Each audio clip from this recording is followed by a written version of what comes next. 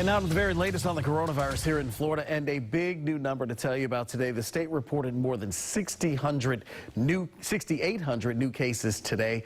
That is the highest daily total we've seen since September 1st. Today's percent positivity rate was just over 6%, which follows a number more than 8% yesterday, the highest we've seen in that since August 16th. And there have now been more than 843,000 cases in Florida, and we are on pace to hit 1 million by mid-December. Nationwide, the U.S. passed a big milestone today. According to numbers compiled by NBC News, there have been now more than 10 million cases nationwide and 239,000 deaths.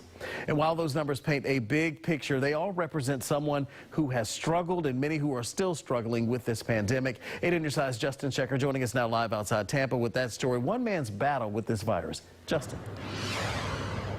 Rod, good evening to you. This man in his early 60s reached out to 8 on your side because he wants you at home to take this virus seriously. He stresses the need to quarantine when exposed because his first test came back negative before falling very ill a few days later. I have scarring of my lungs caused by COVID. So I'm here just to say COVID is not a joke. 62-year-old Gary Johnson tells 8 on your side he's convinced he contracted the virus in September, visiting his 86-year-old father at a Bay Area hospital. I am so thankful for the nurses and the doctors at where my father is at, that I haven't lost him. I'm thankful that I haven't even lost myself. Johnson says his symptoms from COVID-19 were brutal. Not wanting to eat, to sweating, to freezing. Instead of going home to Orlando, he says he isolated for 2 weeks at his dad's house in Brandon. I had a place where I could go where I wouldn't have to infect my wife. She had breast cancer 2 years ago. I can't afford to take a chance with her. As the executive director of Families for Better Care, Brian Lee closely keeps track of coronavirus cases in nursing homes and facilities caring for Florida's most vulnerable.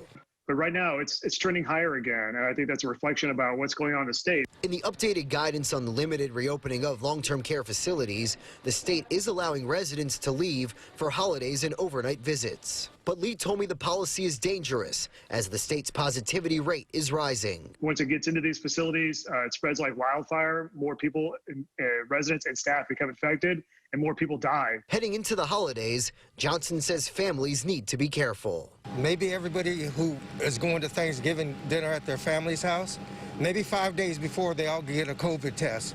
And if they come up negative, then you go have a good time with your family. And if you decide to bring a family member home for Thanksgiving, Lee says you should limit the number of people around the dinner table.